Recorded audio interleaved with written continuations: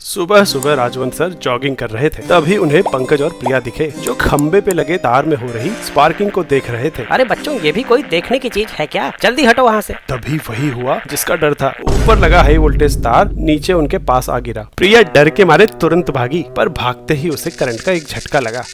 हाय रे, मैं तो पूरी हिल गई। ये तार से दूर खड़ी थी, फिर भी इसे करंट लग गया। मैं पास खड़ा हूँ, फिर मुझे झटका क्यों नहीं लग रहा? वाह बेटा, मुश्किल घड़ी में भी क्यूरियोसिटी। वहीं खड़े रहो, भागना नहीं। सर, बिना भागे यहाँ से कैसे निकलूं? करंट हवा से तो आया नहीं, तो जरूर जमीन से ट्रैवल कर रहा है। तो मुझे क्यों नहीं लग रहा? उसी वजह से जिस वजह से इस तार पे बैठी चिड़िया को करंट नहीं लगता।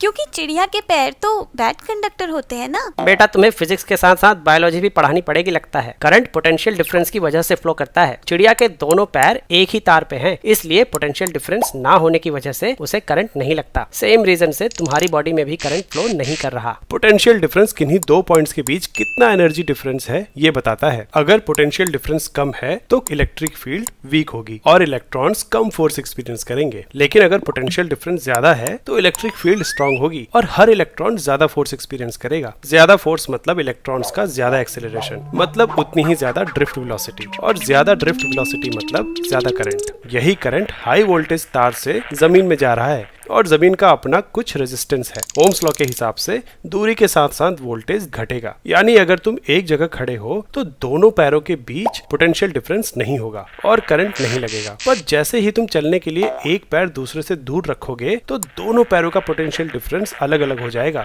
और बॉडी से करंट फ्लो करने लगेगा। मतलब पैर ज्यादा दूर नहीं रखने हैं। हाँ, दोनों पैर पास रखो और कंगारू की तरह फुदक फुदक के वहाँ से निकलो।